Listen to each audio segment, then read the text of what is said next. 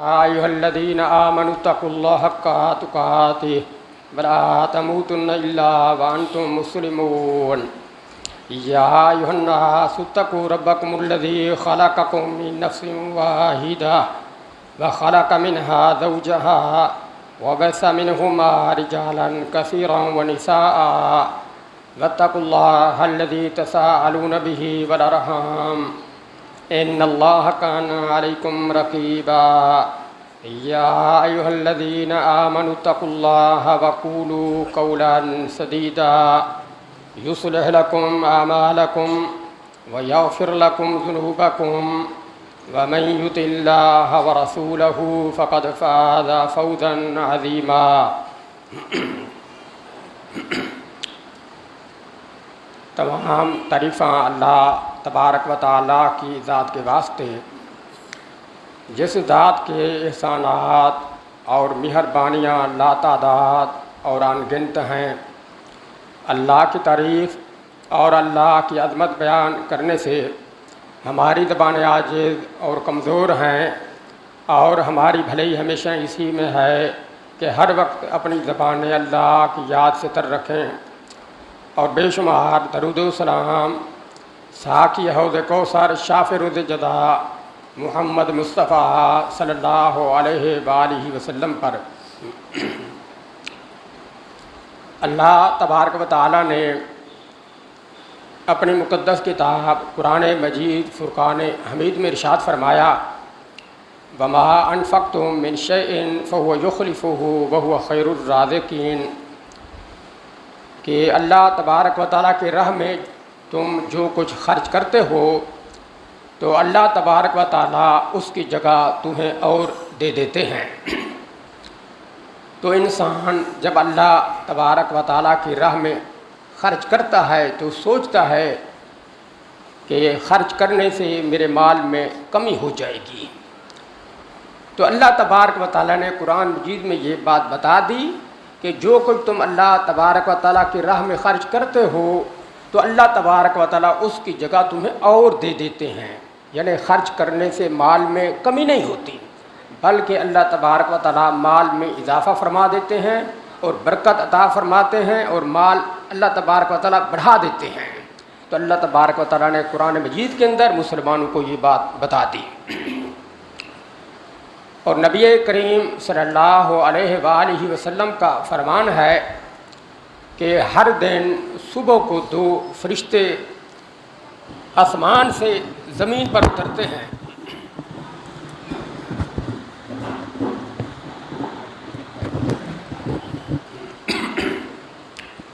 نبی کریم صلی اللہ علیہ وآلہ وسلم کا فرمان ہے کہ ہر دن صبح کو 2 فرشتے آسمان سے زمین پر اترتے ہیں. ایک فرشتہ کہتا ہے: اللہم آت منفقا خلفا، کہ اے اللہ جو تیری راہ میں خرچ کرنے والا ہے اس کو مال عطا کر اور اس کو بدلہ عطا کر.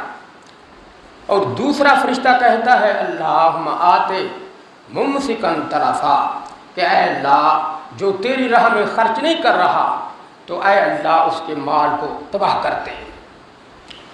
تو بعض اوقات انسان اللہ تبارک و تعالیٰ کا جو حق ہے وہ نہیں نکالتا، تو پھر اللہ تبارک و تعالیٰ اس آدمی سے انتقام لیتے ہیں، بدلہ لیتے ہیں، اور اس کے مال کو اللہ تبارک و تعالیٰ بعض اوقات تباہ کر دیتے ہیں، اور اللہ تبارک و تعالیٰ دنیا کے اندر سزا دے دیتے ہیں.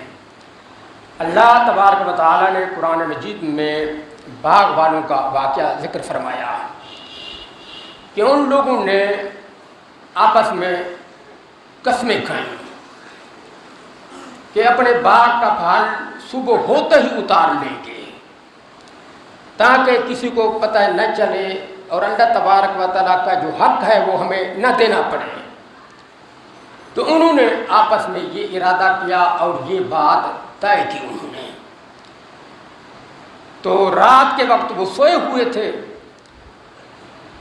باغ میں جانے سے پہلے ان کے باغ پر آفت آئی اور اللہ تبارک و تعالیٰ نے ان کے باغ کو کیا کر دیا؟ تباہ کر دیا. تو جب صبح ہوئی ایک دوسرے کو بلانے لگے کہ اگر تم نے باغ کا پھل اتارنا ہے تو صبح سویرے نکلیں. آپس میں آہستہ آہستہ گفتگو کر رہے تھے تاکہ کسی کو پتہ نہ چلے. تو جب اس جگہ پر پہنچے جہاں ان کا کیا تھا، باغ تھا، تو وہاں دیکھا کہ باغ کا نام و نشان نہیں. تو کہنے لگے انا نحن الضالون، کہ ہم راستہ بھول گئے ہیں، ہمارا باغ اس جگہ نہیں تھا. تو جب انہوں نے مزید غور کیا تو کہنے لگے کہ ہمارا باغ اسی جگہ تھا، لیکن ہماری بدنصیبی ہے، ہم محروم ہو گئے ہیں، ہم نے آپس میں غلط منصوبہ بنایا تھا، غلط قدم اٹھایا. اللہ تبارک و تعالی نے خلاف قدم اٹھانے کی وجہ سے اللہ تبارک و تعالی نے اس باغ کو تباہ کر دیا ہے اور راکھ کر دی ہے اللہ تبارک و تعالی نے. تو پھر وہ آپس میں بھائی تھے، ایک دوسرے کو ملامت کرنے لگے. ایک نے کہا کہ تیرا قصور ہے، دوسرے نے کہا کہ تیرا قصور ہے، ایک دوسرے کو ملامت کرنے لگے اور کہنے لگے سبحان ربنا انا کنا ظالمین، کہ ہمارا رب پاک ہے، ہم کیا تھے، ظالم تھے، غلطی ہم سے ہوئی ہے، کہ ہم نے غلط قدم اٹھایا ہے، ہماری سوچ غلط تھی، ہمارا فکر درست نہیں تھا. اس وجہ سے اللہ تبارک و تعالی ہم پر ناراض ہوئے ہیں اور اللہ تبارک و تعالی نے ہمارے باغ کو تباہ کر دیا. تو پھر اللہ تبارک و تعالی کے حضور انہوں نے توبہ کی اور پھر اللہ تبارک و تعالی سے امید باندھی کہ اللہ تبارک و تعالی اس سے بہتر ہمیں باغ عطا فرمائیں گے. اللہ کے حضور توبہ بھی کی اور اللہ تبارک و تعالی سے امید بھی باندھی کہ اللہ تبارک و تعالی اس سے بہتر باغ عطا فرمائیں گے. تو اللہ تبارک و تعالی نے آگے فرمایا ہے کذالک العذاب ولعذاب الآخرۃ اکبر، کہ جو لوگ اللہ کی مخالفت کرتے ہیں تو اسی طرح اللہ تبارک و تعالی کا عذاب آتا ہے، یعنی دنیا کے اندر. ولعذاب الآخرۃ اکبر، اور آخرت کا عذاب وہ کیا ہے، وہ بہت بڑا ہے، انسان اس کا اندازہ نہیں لگا سکتا. اللہ تبارک و تعالیٰ دنیا کے اندر اس طرح ہلکا پھلکا کیا دے دیتے ہیں، عذاب دے دیتے ہیں جو اللہ تبارک و تعالیٰ کی کیا کرتے ہیں، مخالفت کرتے ہیں. تو نبی کریم صلی اللہ علیہ وسلم کا فرمان ہے کہ ہر دن صبح کو 2 فرشتے اترتے ہیں. ایک فرشتہ دعا دیتا ہے کہ اے اللہ جو تیری راہ میں خرچ کرنے والا ہے اس کو اور مال عطا کر، اور دوسرا فرشتہ کہتا ہے کہ جو تیری راہ میں خرچ کرنے والا نہیں ہے اس کے مال کو تباہ کر. اب جس طرح کے قرآن مجید کے اندر اللہ تبارک و تعالیٰ نے واقعہ بیان فرمایا، اور یہ واقعہ قرآن مجید کا ہے، سورۃ نون والقلم کا، کہ اللہ تبارک و تعالیٰ نے ان کے باغ کو کیا کر دیا، تباہ کر دیا، برباد کر دیا. لیکن جو لوگ اللہ تبارک و تعالیٰ کا حق نکالتے ہیں تو اللہ تبارک و تعالیٰ ان کے مال میں برکت فرماتے ہیں اور ان کا مال اللہ تبارک و تعالیٰ بڑھا دیتے ہیں. اور اس بات کی تائید ایک واقعہ سے بھی ہوتی ہے جو نبی کریم صلی اللہ علیہ وسلم نے گزشتہ امت کے ایک آدمی کا بیان کیا. آپ علیہ الصلوۃ والسلام نے فرمایا کہ ایک شخص ایک جنگل سے گزر رہا تھا، اس نے بادل میں سے آواز سنی کہ اس کے حدیقت فلاں نے، کہ فلاں آدمی کے باغ کو پانی پلاؤ. تو وہ بادل ایک طرف چلا گیا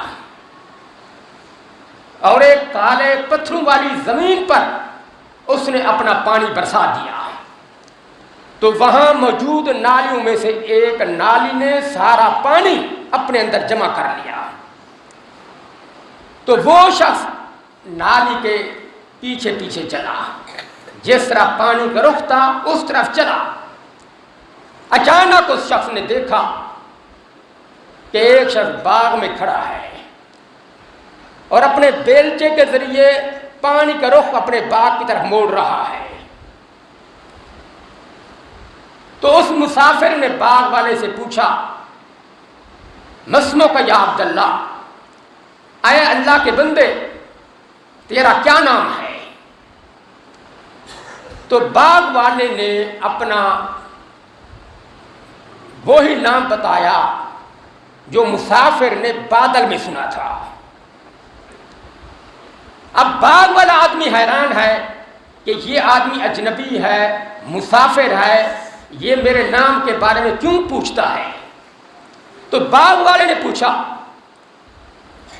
یا عبداللہ لما تسأل عن اسمی، اے اللہ کے بندے آپ میرے نام کے بارے میں کیوں پوچھتے ہیں؟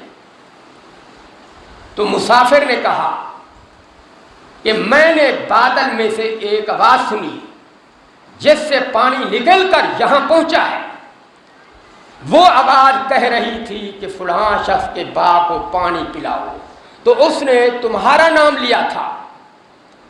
اب بتاؤ کہ تم اس باغ میں کیا کرتے ہو؟ کہ اللہ تبارک و تعالیٰ کے ہاں تمہارا اتنا مقام ہے، اتنا مرتبہ ہے، تم اس باغ میں کیا کرتے ہو؟ تو باغ والے نے کہا کہ جب آپ نے مجھے یہ بات بتائی ہے تو میں بھی آپ کو بتا دیتا ہوں۔ اصل میں بات یہ ہے کہ باغ کے پھل کے میں 3 حصے کرتا ہوں۔ ایک حصہ اللہ تبارک و تعالیٰ کی راہ میں، دوسرا حصہ میں اور میرے بچے کھاتے ہیں، تیسرا حصہ پھر اس باغ پر میں خرچ کرتا ہوں، باغ کی کاشت کاری پر میں کیا کرتا ہوں؟ خرچ کرتا ہوں۔ تو یہ میرا کیا ہے؟ عمل ہے۔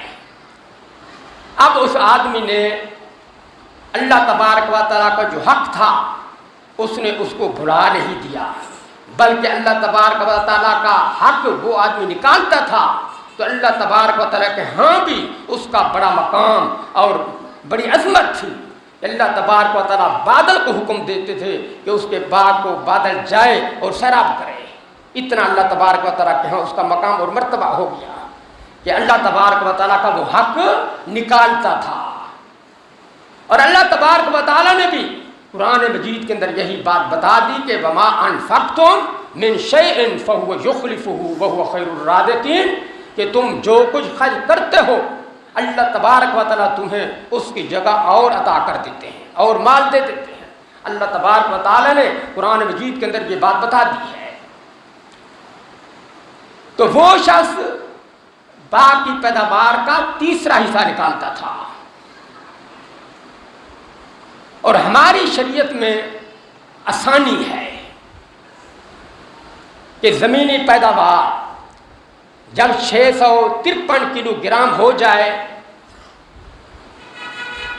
تو 20واں حصہ نکالنا پڑتا ہے۔ جب آدمی آلات محنت کے ذریعے کھیتی کو سیراب کرے تو 20واں حصہ نکالنا پڑتا ہے ہماری شریعت میں۔ 653 کلو گرام اور پرانے حساب سے 20 من، کہ جب 20 من پیداوار ہو جائے تو 20واں حصہ نکالنا پڑتا ہے، یعنی 1 من نکالنا پڑتا ہے پرانے حساب سے۔ اور اگر کھیتی بارش کے پانی سے سیراب ہو، انسان محنت آلات کے ذریعے پانی نہ لگائے بلکہ کھیتی خود بخود سیراب ہو جائے بارش کی وجہ سے، چشموں کی وجہ سے، تو پھر اس میں 10واں حصہ نکالنا پڑتا ہے، اور پرانے حساب سے 20 من ہو جائے تو 2 من۔ تو ہماری شریعت کے اندر آسانی ہے، یعنی کم حصہ نکالنا پڑتا ہے، لیکن وہ باغ والا تیسرا حصہ نکالتا تھا۔ اور ہماری شریعت میں ان چیزوں میں عشر نکالنا پڑتا ہے جو چیزیں سال بھر ٹھہر سکیں، یعنی خوردنی اشیاء ہوں اور سال بھر ذخیرہ ہو سکیں۔ مثال کے طور پر گندم، جو، چاول، اسی طرح گوڑ، شکر، یہ چیزیں سال بھر ذخیرہ ہو سکتی ہیں۔ اسی طرح باجرہ، مٹر، چنا، دھنیا، یہ چیزیں سال بھر ذخیرہ ہو سکتی ہیں۔ تو ان کے اندر عشر نکالنا پڑتا ہے. جب عشر کے نصاب کو یہ چیزیں پہنچ جائیں، اور جو چیزیں سال بھر ذخیرہ نہیں ہو سکتی تو ان میں عشر نہیں. مثال کے طور پر آم میں عشر نہیں. سیب ہے، آلو، پیاز، یہ چیزیں سال بھر ٹھہر نہیں سکتی، تو ان چیزوں کے اندر عشر نہیں ہے. لیکن ان کی آمدنی زکوٰۃ کے نصاب کو پہنچ جائے سال گزرنے کے بعد، تو تب آمدنی پر کیا ہوگی؟ زکوٰۃ ہوگی. لیکن ان چیزوں کے اندر عشر نہیں. کیوں؟ کہ یہ چیزیں ذخیرہ نہیں ہو سکتی، یعنی سال بھر ٹھہر نہیں سکتی. اور جو چیزیں سال بھر ٹھہر سکتی ہیں تو ان کے اندر عشر نکالا جاتا ہے جس دن انسان کھیتی کی کٹائی کرے. کیونکہ اللہ تبارک و تعالیٰ نے قرآن مجید کے اندر ارشاد فرمایا وَآتُوا حَقَّهُ يَوْمَ حَصَادِهِ، کہ کھیتی کے کٹائی کے وقت تم اس کا حق ادا کرو، یعنی عشر ادا کرو. اور زمینی پیداوار پر سال گزرنے کی شرط نہیں ہے، لیکن سونا، چاندی، تو ان چیزوں میں سال گزرنے کی شرط ہے کہ انسان کی ملکیت میں سونا چاندی ہے، ایک سال گزر جائے اور نصاب پورا ہو جائے تو تب 40واں حصہ نکالنا پڑتا ہے. مثال کے طور پر چاندی، اس کا نصاب 200 درہم، اور ہمارے حساب سے 52.5 تولے چاندی بنتی ہے. تو جس آدمی کے پاس 52.5 تولے چاندی ہو یا اس سے زیادہ ہو اور ایک سال گزر جائے تو 40واں حصہ نکالنا پڑتا ہے. 40واں حصہ چاندی میں سے نکالے یا 40ویں حصے کی قیمت ادا کرے، جس طرح انسان چاہے. اور سونا، اس کا وزن 20 دینار بتایا گیا، اور ہمارے حساب سے 7.5 تولے سونا. تو جس آدمی کے پاس 7.5 تولے سونا ہو یا اس سے زیادہ ہو اور ایک سال گزر جائے تو 40واں حصہ نکالنا پڑتا ہے یا پھر اس کی قیمت ادا کرنی پڑتی ہے. تو سونا چاندی ڈھیلے کی شکل میں ہوں، زیورات کی شکل میں ہوں، دونوں صورتوں میں زکوٰۃ کیا ہے؟ فرض ہے.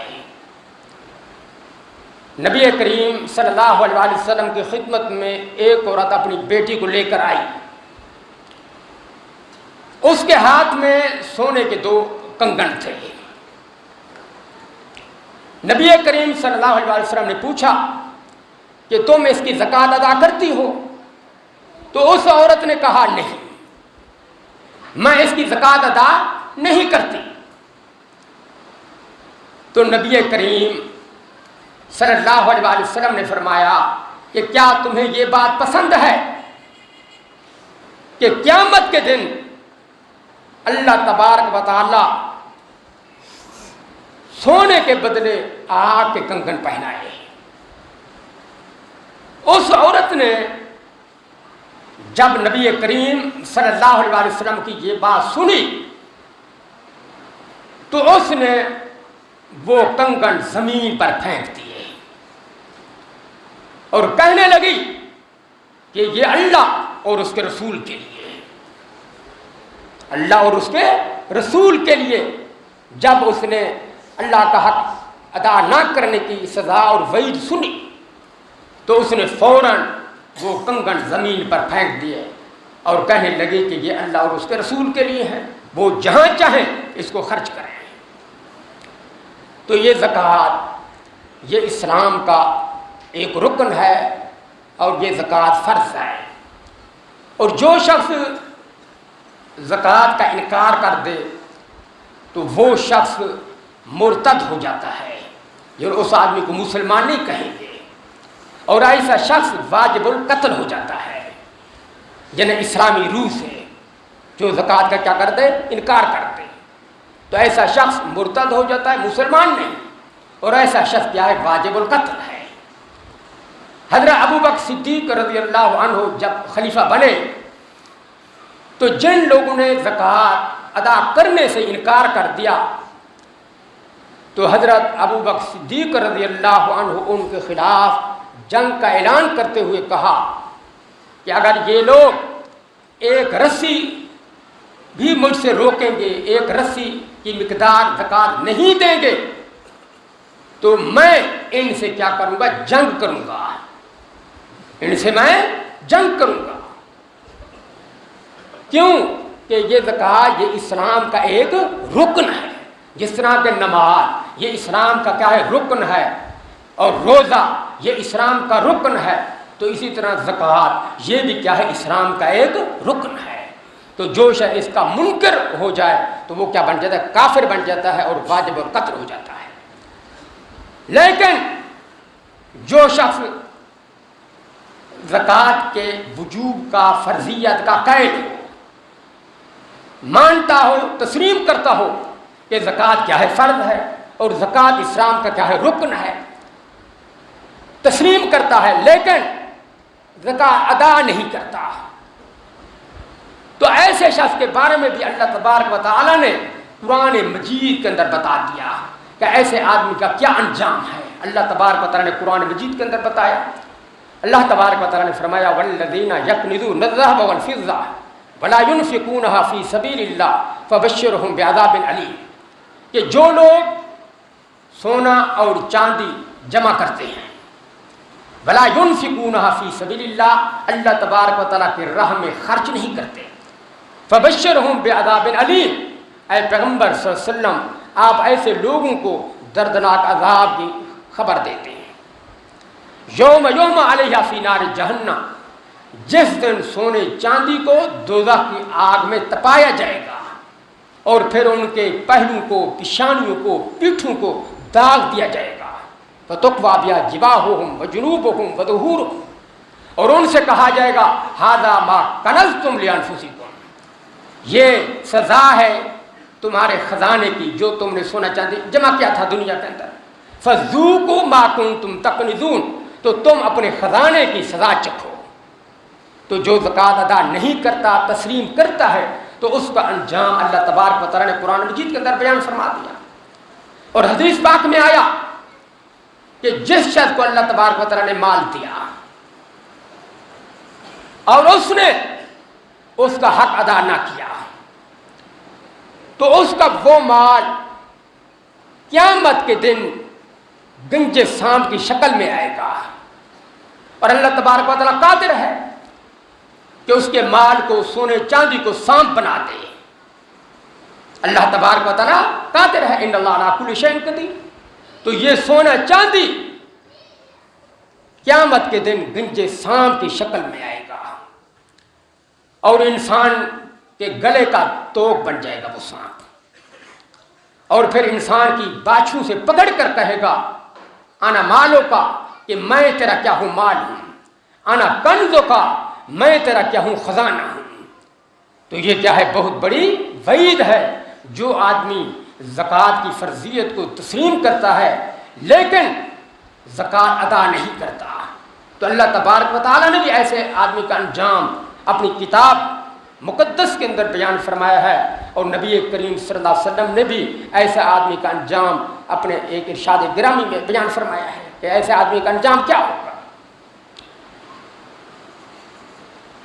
اگر کسی شخص نے کسی سے قرض لینا ہے تو اس میں زکوٰۃ ادا کرنے کی صورت یہ ہوگی کہ اگر جس آدمی سے آدمی نے قرض لینا ہے، 4 لاکھ 5 لاکھ لینا ہے، جتنا لینا ہے، اگر وصولی ممکن ہو کہ یہ میرا قرض وصول ہوگا، تو پھر اس کی بھی زکوٰۃ ادا کرنی ہوگی۔ اس کی زکوٰۃ ادا کرنا بھی فرض ہے، کیوں کہ وہ بھی انسان کا اپنا مال ہے اور دوسرے کے پاس ہے۔ لیکن اگر قرض ایسا ہے کہ واپسی کی امید نہیں، معلوم نہیں ملے گا نہیں ملے گا، تو پھر ایسی صورت میں جب قرضہ ملے گا جس دن، اس دن پھر 1 سال کی زکوٰۃ ادا کر دی جائے۔ لیکن جس قرض کے بارے میں معلوم ہے کہ یہ وصول ہو جائے گا، 4 لاکھ ہے، 5 لاکھ ہے، کم ہے، زیادہ ہے، تو اس کی بھی زکوٰۃ ادا کرے گا جب اپنے مال کی آدمی زکوٰۃ نکالے گا۔ اسی طرح انسان کے پاس سونے چاندی کی بجائے پیسے ہیں اور ایک سال گزر گیا اور پیسے چاندی کے نصاب کی قیمت کے برابر ہو جائیں تو ان پیسوں کی بھی زکوٰۃ ادا کی جائے گی۔ زکوٰۃ ادا کرنا یہ کیا ہے؟ فرض ہے۔ لیکن زکوٰۃ خالص سونے اور چاندی میں فرض ہے، یعنی حساب لگایا جائے گا کہ خالص سونا کتنا ہے، خالص چاندی کتنی ہے، اور جو ملاوٹ ہے تو اس کو شمار نہیں کیا جائے گا۔ خالص سونے کو دیکھا جائے گا، خالص چاندی کو دیکھا جائے گا۔ اسی طرح انسان کا تجارتی سامان ہے تو تجارتی سامان میں زکوٰۃ ادا کرنے کی صورت یوں ہوگی کہ دکان میں جتنا مال پڑا ہے مارکیٹ کے موجودہ ریٹ کے مطابق قیمت کا اندازہ لگائے اور پھر سال بھر پیسے جو انسان کے پاس رہے ہوں ان کو شامل کر کے زکوٰۃ ادا کرے اپنے تجارتی مال کی، تو یہ زکوٰۃ اللہ تبارک و تعالیٰ کا حق ہے، اور یہ حق ادا کرنے سے انسان گناہوں سے کیا ہو جاتا ہے؟ پاک ہو جاتا ہے، اور انسان کے مال میں کیا ہوتی ہے؟ برکت ہوتی ہے، اضافہ ہوتا ہے، اور پھر روز قیامت بھی بہت بڑا اجر اور کیا ہوگا؟ ثواب ہوگا۔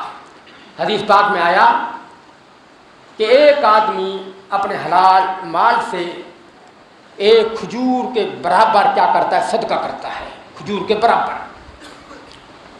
تو اللہ تبارک و تعالیٰ اس کو بڑھاتے رہتے ہیں، اس کو پالتے ہیں۔ قیامت کے دن کھجور کے برابر وہ صدقہ پہاڑ کی مانند ہو جائے گا، پہاڑ کی مانند۔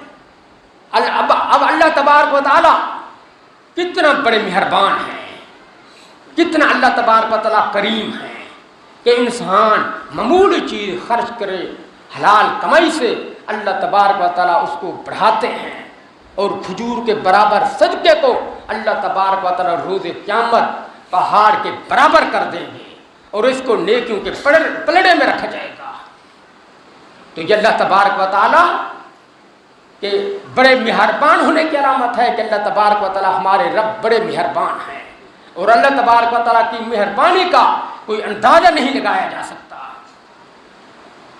تو انسان جو کچھ کرتا ہے اللہ تبارک و تعالیٰ کی راہ میں، تو انسان کو یہ نہیں سوچنا چاہیے کہ میرے مال میں کیا ہو جائے گی؟ کمی ہو جائے گی، بلکہ یہ سمجھے کہ میرے مال میں برکت ہوگی، اللہ تبارک و تعالیٰ میرے مال کو بڑھا دیں گے اور میرے مال میں اللہ تبارک و تعالیٰ اضافہ فرما دیں گے۔ تو یہ عشر اور زکوٰۃ کے مسائل ہیں، تو یہ مسلمان کو کیا ہونے چاہیے؟ معلوم ہونے چاہیے، کیونکہ طلب العلم فریضۃ علی کل مسلم، کہ علم کی کا معلوم ہونا، یہ ہر علم کی طلب یہ ہر مسلمان پر فرض ہے۔ اب جس آدمی پر نماز فرض ہے اس کو نماز کے مسائل معلوم ہونے چاہیے، اور جس آدمی پر زکوٰۃ فرض ہے اس کو زکوٰۃ کے مسائل کیا ہونے چاہیے؟ معلوم ہونے چاہیے۔ اگر معلوم نہیں تو اس کو پوچھنے چاہیے، کیونکہ اللہ تبارک و تعالیٰ نے قرآن مجید کے اندر ارشاد فرمایا فَاسْأَلُوا أَهْلَ الذِّكْرِ إِن كُنتُمْ لَا تَعْلَمُونَ، کہ اگر تمہیں پتہ نہیں ہے تو اہل علم سے تم مسائل پوچھو۔ اللہ تبارک و تعالیٰ نے یہ بات قرآن مجید کے اندر بیان فرما دی ہے فَاسْأَلُوا أَهْلَ الذِّكْرِ إِن كُنتُمْ لَا تَعْلَمُونَ۔ اور یہ ہمارا مدرسہ جامعہ دارالحدیث محمدیہ یہ صدقات اور خیرات کا جو ہے نا یہ زیادہ مستحق اور حقدار ہے، اور استاد مولانا عبدالرشید صاحب اور اس مسجد کے قاری محمد اسماعیل صاحب کے پاس مدرسے کی رسید بک موجود ہے، تو چندے کے پیسے ان کے پاس جمع کروا کے آپ رسید حاصل کر سکتے ہیں۔ اور یہ رمضان المبارک کا مہینہ یہ عظیم مہینہ ہے اور بابرکت مہینہ ہے، تو اب اس مہینے کو کیسے گزارنا چاہیے یہ بات بھی معلوم ہونی چاہیے کہ اللہ تبارک و تعالیٰ نے اس کے روزے کو کیا قرار دیا؟ فرض قرار دیا، کہ اس کا روزہ کیا ہے؟ فرض، جس طرح نماز فرض، زکوٰۃ فرض، روزہ بھی کیا ہے؟ فرض ہے۔ اور روزہ کھانے پینے چھوڑ دینے کا نام نہیں ہے، بلکہ इंसान की आंख का रोज़ा होना चाहिए, हाथ का रोज़ा, कान का रोज़ा, ज़बान का रोज़ा, पाँव का रोज़ा, हर उज़्व का क्या होना चाहिए, रोज़ा होना चाहिए। इसको क्या कहते हैं, रोज़ा कहते हैं। और ये नहीं कि इंसान खाना पीना छोड़ दे बस और ये रोज़ा हो गया, तो ये रोज़ा नहीं है। बल्कि खाना पीना छोड़ने के साथ आंख का भी रोज़ा, कान का भी रोज़ा, ज़बान का भी रोज़ा, हाथ का भी रोज़ा, पाँव का भी रोज़ा होना चाहिए। यानी ये आज़ा अल्लाह तबारक व तआला के हुक्म के मुताबिक अल्लाह तबारक व तआला की रिज़ा हासिल करने में इंसान क्या करे, इस्तेमाल करे। तो ये क्या है, ये रोज़ा है। तो ये रमज़ान मुबारक का खुसूसी अमल है। और फिर इसके साथ साथ कुरान मजीद की क्या करनी चाहिए, तिलावत करनी चाहिए। क्यों कि कुरान मजीद को रमज़ान मुबारक से क्या है, एक ख़ास ताल्लुक़ है कि कुरान मजीद रमज़ान मुबारक के महीने में उतरा, तो इसलिए कुरान मजीद की तिलावत का क्या करना चाहिए, इह्तिमाम करना चाहिए, खुसूसी तौर पर तवज्जो देनी चाहिए इस तरह कि मैंने कुरान मजीद की क्या करनी है, तिलावत करनी है। और कुरान मजीद अल्लाह तबारक व तआला की एक अजीम किताब है कि इंसान एक हर्फ पढ़ता है, अल्लाह तबारक व तआला एक नेकी देते हैं और एक नेकी 10 नेकियों के बराबर। इंसान पढ़ता है अलिफ लाम मीम, अल्लाह तबारक व तआला 30 नेकियों के बराबर सवाब अता फरमा देते हैं, 30 नेकियां अता करते हैं। इतनी ये बबरकत किताब है कि इंसान पढ़े अलिफ लाम मीम, अल्लाह तबारक व तआला 30 नेकियां अता फरमा देते हैं। कितना अल्लाह तबारक व तआला मेहरबान है कि इंसान अलिफ लाम मीम कहे, अल्लाह तबारक व तआला 30 नेकियां अता फरमा दे। तो कुरान मजीद की भी क्या करनी चाहिए, तिलावत करनी चाहिए। इसी तरह रात का क़याम भी करना चाहिए। जो इंसान खड़े होकर पढ़ सकता है खड़े होकर पढ़े, खड़े होकर पढ़ने की ताकत नहीं रखता तो बैठ कर पढ़ ले। तो रात के वक्त इंसान क़याम करे, लेकिन ये क़याम फ़र्ज़ नहीं है। इंसान क़याम करेगा, अल्लाह तबारक व तआला गुज़िश्ता छोटे छोटे गुनाह माफ़ फरमा देंगे। नबी करीम सल्लल्लाहु अलैहि वसल्लम का फरमान है, मन काम रमज़ान ईमानन व इहतिसाबन गुफ़िर लहु मा तक़द्दम मिन ज़ंबी, कि जो शख्स रमज़ान मुबारक का क़याम करता है अल्लाह तबारक व तआला उसके गुज़िश्ता गुनाह माफ़ फरमा देता है, यानी छोटे छोटे गुनाह माफ़ हो जाते हैं। तो ये क़याम फ़र्ज़ नहीं है, बल्कि इंसान खुशी से क़याम भी करे ताकि छोटे छोटे गुनाह इंसान के क्या हो जाए, माफ़ हो जाए। तो तिलावत भी करनी चाहिए, क़याम भी करना चाहिए, और रमज़ान मुबारक में खुसूसी तौर पर दुआएं भी करनी चाहिए। क्योंकि जहाँ अल्लाह तबारक व तआला ने कुरान मजीद के अंदर रोज़ों का जिक्र किया है, वहाँ दुआ के मसले को भी अल्लाह तबारक व तआला ने बयान किया है। और हदीस पाक में आया है कि रोज़ादार की दुआ अल्लाह तबारक व तआला की बारगाह के अंदर क्या होती है, कबूल होती है। तो रोज़ादार जब दुआ करे अल्लाह तबारक व तआला अपनी बारगाह के अंदर दुआ कबूल फरमा लेते हैं। तो इसलिए दुआओं का भी क्या करना चाहिए, रमज़ान मुबारक में इहतिमाम करना चाहिए, रोज़ा की हालत में भी और इफ्तारी के वक्त भी। इफ्तारी का वक्त भी एक ख़ास वक्त है कि इस वक्त में बंदा अल्लाह तबारक व तआला के हुजूर जो दुआ करता है, अल्लाह तबारक व तआला अपनी बारगाह के अंदर उसको कबूल फरमा लेते हैं। उसकी दुआ क्या हो जाती है, कबूल हो जाती है। तो इफ्तारी के वक्त भी क्या करनी चाहिए, दुआ करनी चाहिए। और फिर रमज़ान मुबारक का महीना ये गुनाहों की माफ़ी का महीना है, इसलिए इस्तिग़फ़ार करना चाहिए, अपनी गुनाहों की माफ़ी का क्या करना चाहिए, सवाल करना चाहिए कि ऐ अल्लाह मेरे गुनाह माफ़ फरमा दे। और इंसान के गुनाह बहुत हैं। बाद गुनाह ऐसे होते हैं कि इंसान को इल्म होता है कि ये भी मुझसे गुनाह हुआ है, ये भी गुनाह हुआ है, और बहुत से गुनाह ऐसे होते हैं कि इंसान को पता ही नहीं होता। अल्लाह तबारक व तआला को पता है कि इसके कितने गुनाह हैं। तो लिहाजा इंसान अल्लाह के हुजूर इस्तिग़फ़ार करे, अपने गुनाहों की माफ़ी का सवाल करे कि आए अल्लाह जो गुनाह मुझे मालूम हैं वो भी माफ़ फरमा दे, और जो गुनाह मुझे मालूम नहीं आए अल्लाह तुझे पता है मेरे गुनाहों का, आए अल्लाह वो गुनाह भी मेरे माफ़ फरमा दे।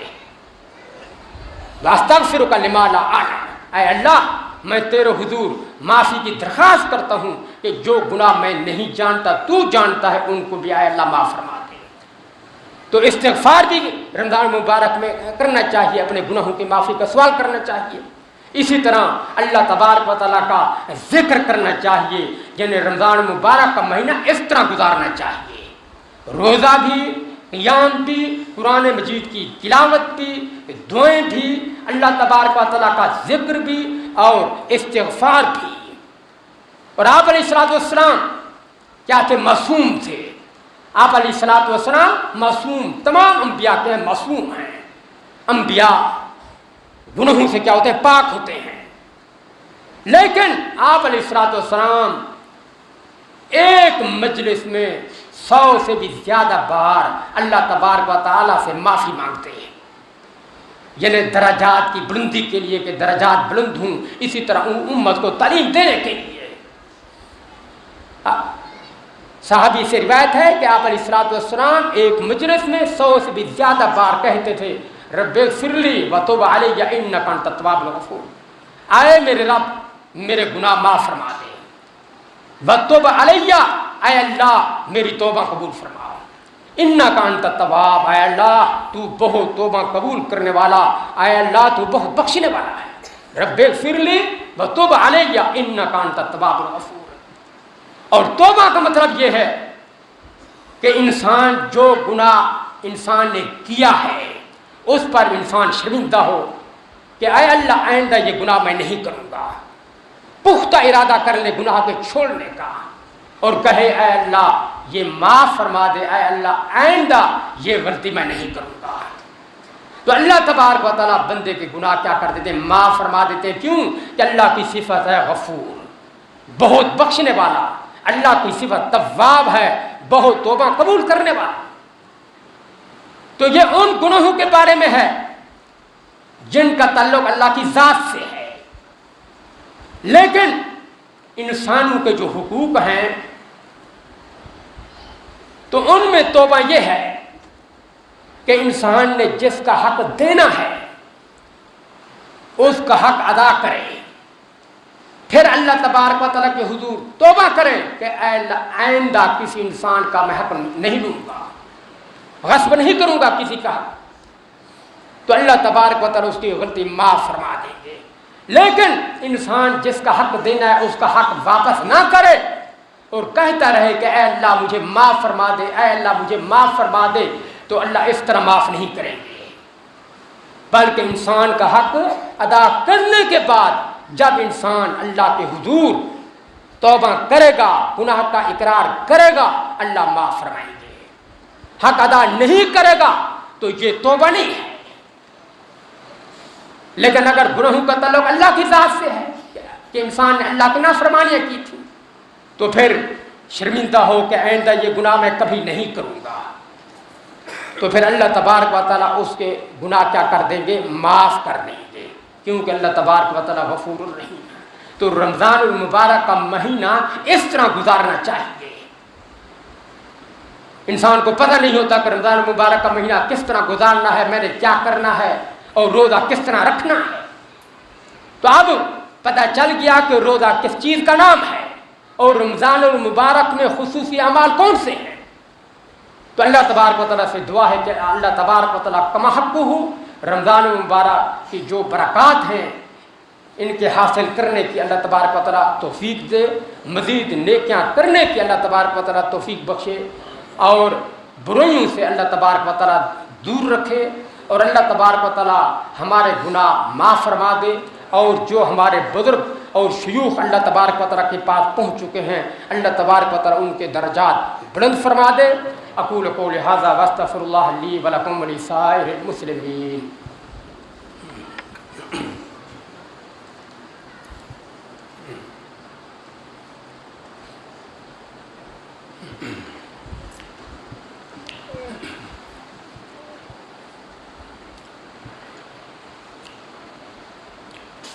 الحمدللہ نحمدہ ونستعینہ ونؤمن بہ ونتوکل علیہ ونعوذ باللہ من شرور انفسنا ومن سیئات اعمالنا من یہدہ اللہ فلا مضل لہ ومن یضللہ فلا ہادی لہ وأشهد أن لا إله إلا الله وحده لا شريك له وأشهد أن محمدا عبده ورسوله. أما بعد فإن خير الحديث كتاب الله وخير الهدي هدي محمد صلى الله عليه وسلم وشر الأمور محدثاتها وكل محدثة بدعة وكل بدعة ضلالة وكل ضلالة في النار. أعوذ بالله من الشيطان الرجيم من نفخه ونفثه وهمزه. بسم الله الرحمن الرحيم. إن الله وملائكته يصلون على النبي يا أيها الذين آمنوا صلوا عليه وسلموا تسليما. اللهم صل على محمد وعلى آل محمد كما صليت على إبراهيم وعلى آل إبراهيم إنك حميد مجيد. اللهم بارك على محمد وعلى آل محمد كما باركت على إبراهيم وعلى آل إبراهيم إنك حميد مجيد. اللهم اغفر للمؤمنين والمؤمنات والمسلمين والمسلمات منهم الأحياء والأموات إنك سميع قريب مجيب الدعوات. اللهم أيد الإسلام والمسلمين وخذل الكفرة والمشركين. اللهم انصرنا على أعداء الدين. لك الحمد يا رب العالمين. وسلم على نبينا محمد وآله وصحبه أجمعين. سبحان ربك رب العزة عما يصفون وسلام على المرسلين والحمد لله رب العالمين.